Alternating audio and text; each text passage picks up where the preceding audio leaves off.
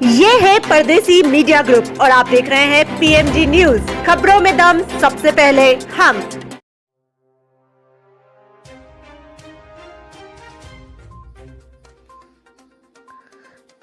नारायणखेड़ा धरना स्थल पर पहुंचे गुरुनाम सिंह चढ़ूनी। 15 अगस्त तक क्लेम नहीं मिला तो बैठेंगे धरने पर।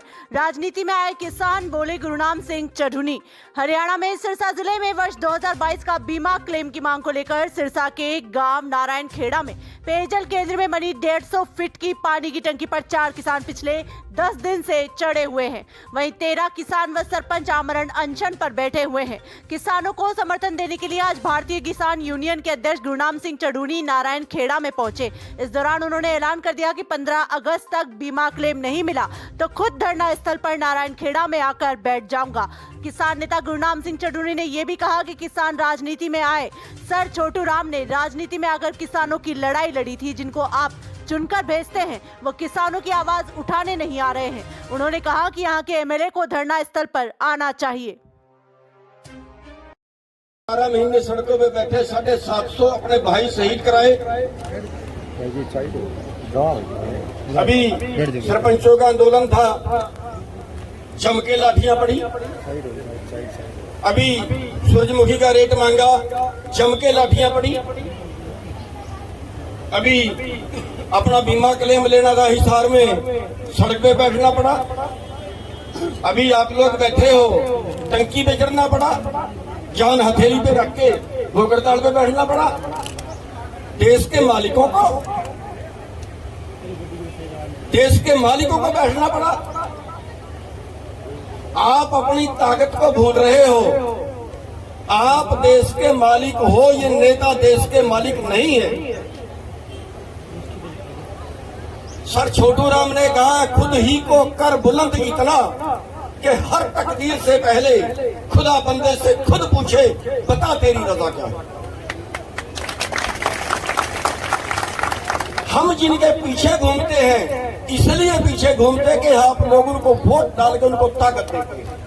क्या आप एक नुमाइंदा अपने बीच से खड़ा नहीं कर सकते?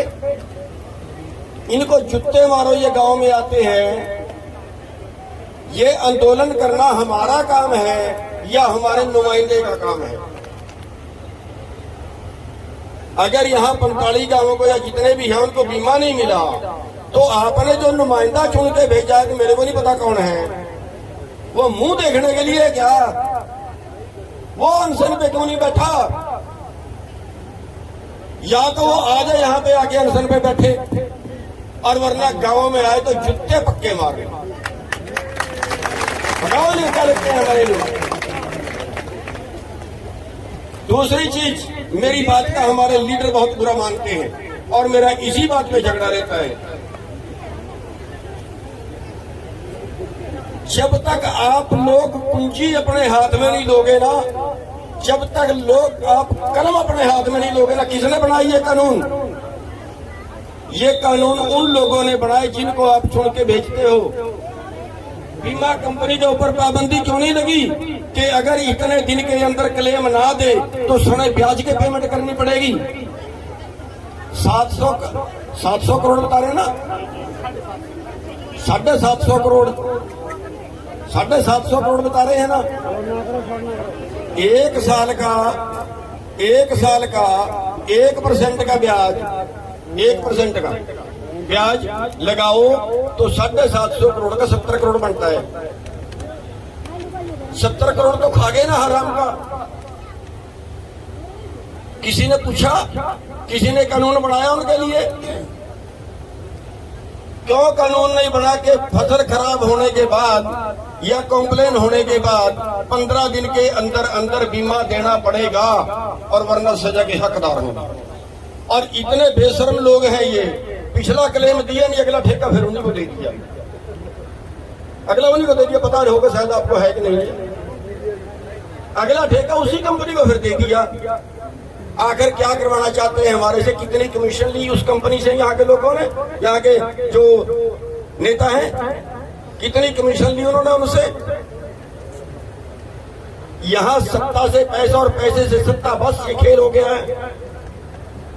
और आप लोग उन कंपनियों का भोजन बन गए हो। वो कंपनी आपको खा रही है और आप उनका चारा हो और आप उनके आगे लेटे हुए हो, खा लो। अरे आप अपनी ताकत को क्यों नहीं पहचानते? आप में वो ताकत है, ये नेता डिंडोत करेंगे आपके आगे। क्या औकात इनके पास, क्या है बताओ? आप हो देश के मालिक। आप आज की पंचायत में फैसला कर लो कि या तो वो एमएलए हमारे साथ में भूख हड़ताल पे आगे बैठे और वरना वोट मांगने के लिए हमारे बीच में ना आए।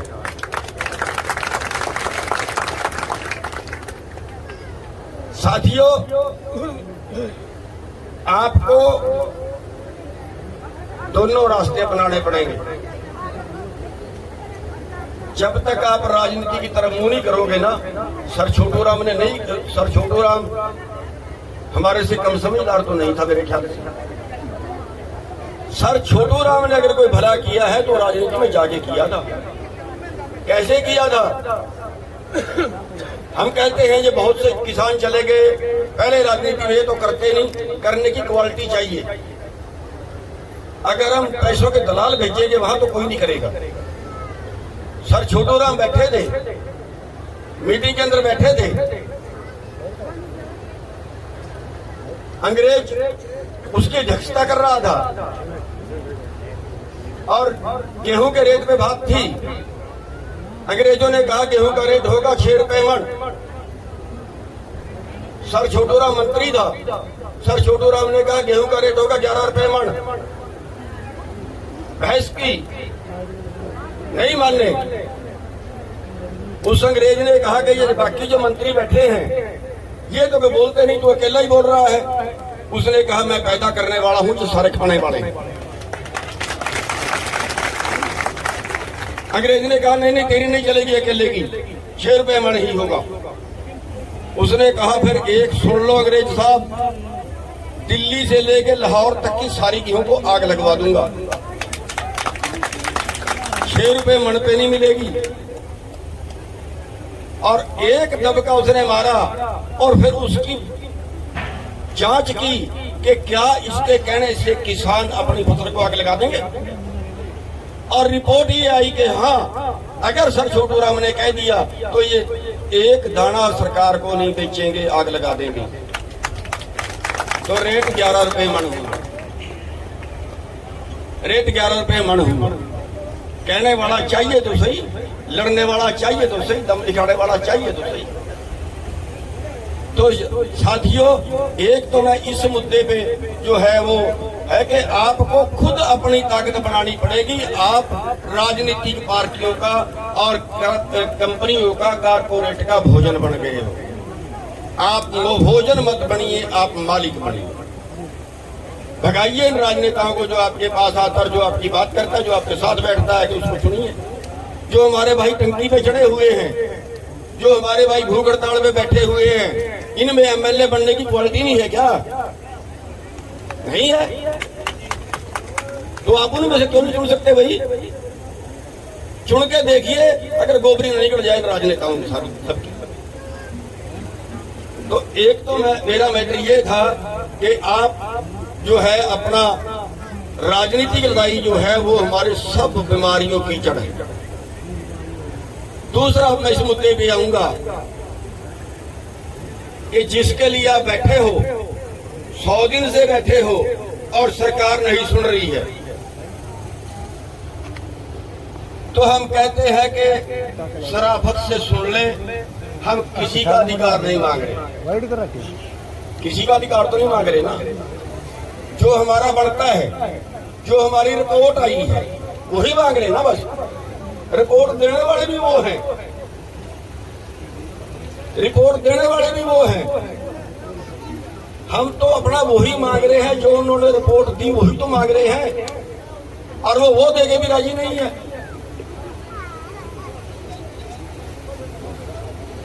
अब ये तो शराफत है कि 100 दिन से बैठे हुए हैं, वरना हमें करना ये भी आता है कि हरियाणा के अंदर रोड से कुत्ता भी नहीं गुजरेगा। फिर मत कहना सरकार मत सरकार इस भलेखे में रहे कि ये यही लोग हैं जितने बैठे हैं, बाकी इनकी मदद में नहीं आएंगे। पूरा हरियाणा आपके साथ खड़ेगा, पूरा हरियाणा नहीं, जरूरत पड़ी तो पूरा देश आपके साथ खड़ेगा। और हमें खड़ना चाहिए। अगर कहीं दूसरे एरिया में दिक्कत हो, अगर कहीं दूसरे एरिया में लड़ाई हो, तो आपको भी ऐसे ही खड़ना चाहिए। अगर कभी रोड जाम की कॉल आ जाए, कहीं पे देश के किसी कोने में, हरियाणा के किसी कोने में कोई बड़ा आंदोलन चलता हो, कहीं पे भिड़ंत हो जाए, तो फिर आपको भी उसी रोल में सामने आ जाना चाहिए कि जो वहां से आदेश हो वो आप भी लागू करो। साथियों,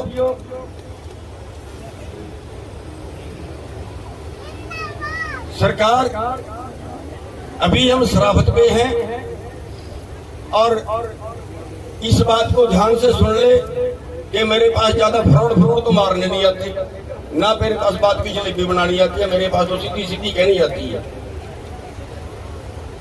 भाई 15 अगस्त तक या सरकार मान जाए, आज बात चल रही है, आज मान जाए, वरना 16 तारीख को यहीं आके बैठ जाऊंगा।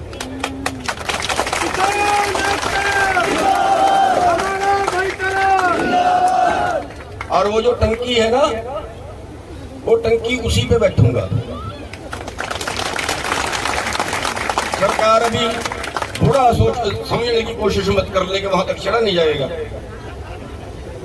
उसी टंकी पे बैठ जाऊंगा आके। सरकार मान जाए, और अभी हम शराफत से मांग रहे हैं, सरकार को टाइम भी दे रहे हैं, और सरकार जो है अपने डॉक्टरों की टीम को यहाँ पे छोड़ के रखे, क्योंकि 8 दिन भूखे को हो गए कोई छोटी बात नहीं होती। उन्हीं को पता होगा उन लोगों की हालत का जो भूख हड़ताल पे बैठे। तो साथियों, हर तरह से आपका साथ देंगे, और कमांड जो है, हम जहां भी किसी हेल्प के लिए जाते हैं, कमांड वहीं के लोगों की रहती है।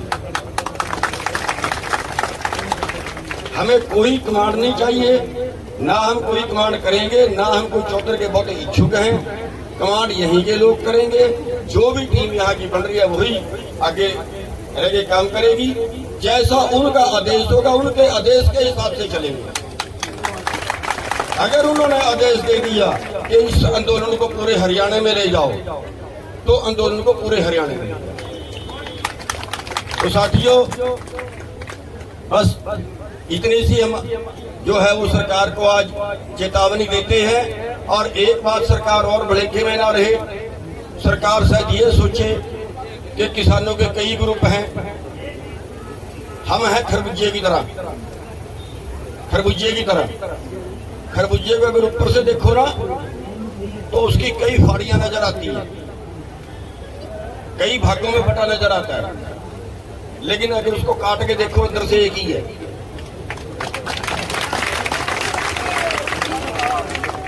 तो हम विचारों की भिन्नता हो सकती है। एक कहता है रोड जाम करेंगे, दूसरा कहता है धरना देंगे, तीसरा कहता है घेराव करेंगे। विचारों की भिन्नता हो सकती है, निशाना सबका एक है। सरकार कभी इस चक्कर में ना पड़े कि तो एक किसान है, एक ग्रुप है, दूसरा तो इसके साथ आएंगे नहीं। अब जैसे ही हमें शाहबाद के अंदर लाठियां पड़ी, जैसे ही हमें जेल में ले गए, जैसे 307 के मुकदमे दर्ज किए, तो मैं कहता हूं हरियाणा का एक भी संगठन नहीं था जो कुरुक्षेत्र के अंदर नहीं पहुंचा। सभी संगठन पहुंचे, सभी का धन्यवाद है। सभी वहां पे किसान, किसी ने ये नहीं देखा कि मैं कैसे जाऊंगा, अपनी सवारी पे लेके चले गए। और जो बहादुर सरकार थी ना, जिसने 6 तारीख को एक आदमी को 20-20 लाठियां मारी थी, जब हमारे लोगों ने लाठू उठाया, हालांकि मैंने ये कहा था भैया डंडे लेके मत आना, लेकिन लोगों के अंदर क्रोध था। जब हमारे वाले लठ लेके आए ना, और पुलिस को ये कहा कि आओ भैया हम चल रहे हैं सड़क पे, तो पुलिस वाले सारे नाके हटा के किनारे हो गए, बहादुर माने गई।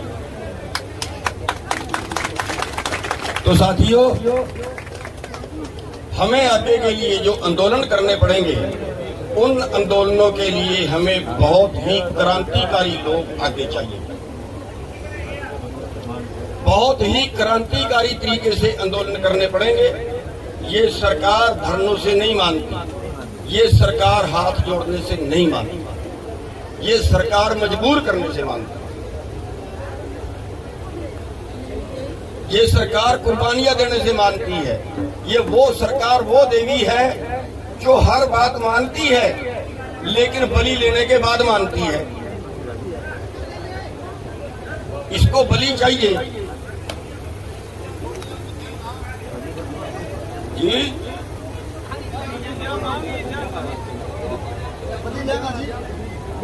नहीं, बलि लेनी नहीं है। लेने वाला तो उल्टा हो जाएगा। वैसे भी उनको पीट सकते हैं, लेकिन वो काम हमने नहीं करना। वो उल्टा हो जाता है, माइनस हो जाता है, टूट जाता है। हम किसी पे हाथ नहीं उठाएंगे, लेकिन हाँ, हमें ऐसे क्रांतिकारी जरूर चाहिए जो सिर देने पर पीछे ना हटे। और मैं आपसे पूछना चाहूंगा, असलियत में बताना, हम नाम नोट करेंगे बाद में। किताब में कितने लोग ऐसे हैं जो सिर चला जाए, जान चली जाए, गोली लगे, लाठी लगे, जेल हो, पर पीछे नहीं हटेंगे। अब साथियों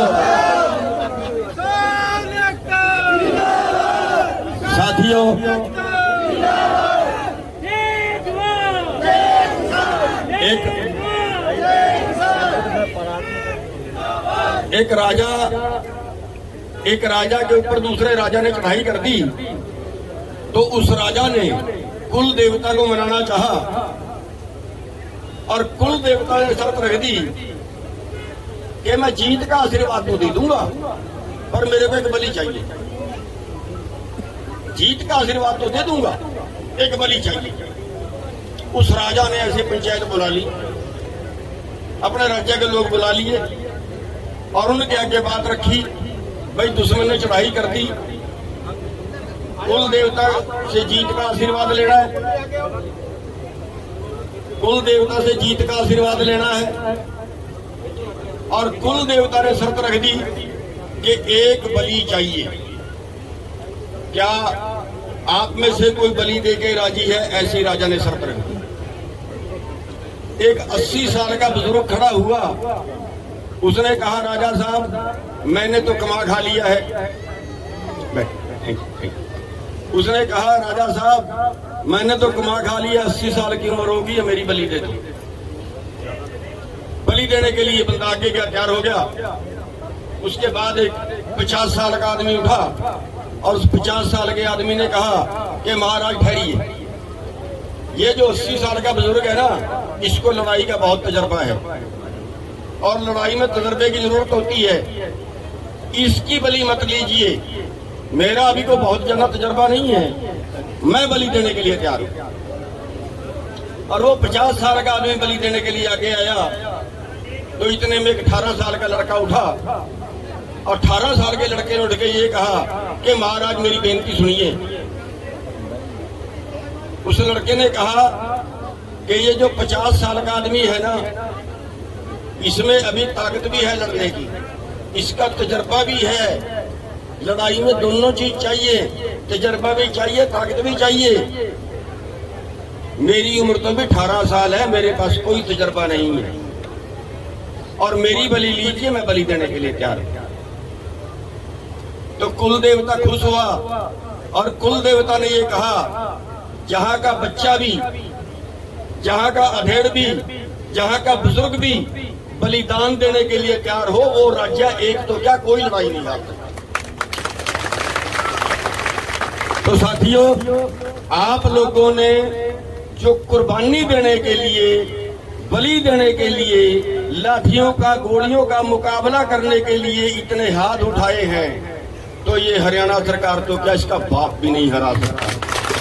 क्या आप अपने बच्चों की शिक्षा और करियर को लेकर चिंतित हैं? तो अब आपकी चिंता दूर करने और शिक्षा के संबंधित क्षेत्र में जबरदस्त क्रांति लेकर आया है ज्ञान ज्योति पब्लिक स्कूल, जो कि CBSE से स्थायी मान्यता प्राप्त है। नई शिक्षा नीति के तहत शिक्षा दिलवाने और बच्चों के चहुमुखी विकास के लिए आज ही विजिट करें ज्ञान ज्योति पब्लिक स्कूल, नजदीक दड़बा कला बस स्टैंड, रूपाना रोड, मानक दीवान, जो बच्चों को स्कूली शिक्षा के साथ साथ अतिरिक्त समय देगा, जिससे कि बच्चों को ट्यूशन की जरूरत अब नहीं होगी। कक्षा 9वीं से 12वीं तक के बच्चों को पढ़ाई के साथ साथ डॉक्टर और इंजीनियर की तैयारी करवाई जाएगी। साथ ही 3री से 8वीं तक के बच्चों को स्कूली शिक्षा के साथ साथ सैनिक और मिलिट्री और नवोदय स्कूल की तैयारी भी हमारे यहाँ करवाई जाएगी।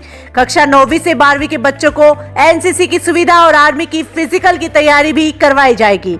शिक्षा वीजे पर विदेश जाने वाले बच्चों को 11वीं 12वीं के साथ ही आईलेट्स की तैयारी करवाई जाएगी। 3री से 12वीं तक के बच्चों को ही पढ़ाई के साथ साथ अलग अलग कोच द्वारा क्रिकेट, वॉलीबॉल, आर्चरी व एथलेटिक्स की तैयारी भी हमारे स्कूल में करवाई जाएगी। यहाँ सिर्फ 100 सीटें उपलब्ध रहेगी, साथ ही हॉस्टल सुविधा भी हमारी तरफ से दी जा रही है। तो आज ही विजिट करें और अपने बच्चे का भविष्य बनाएं। ज्ञान ज्योति पब्लिक स्कूल, मानक दीवान, रूपाना रोड, 8929551111 पर आज और अभी संपर्क करें। अब साथ मिलकर बदल देते हैं गेम को, बस खुद पर रखो विश्वास। Skylark battery, change your life. आज ही संपर्क करें Subhash Soni, Vishwakarma auto electric works, Sirsa road, Jamal.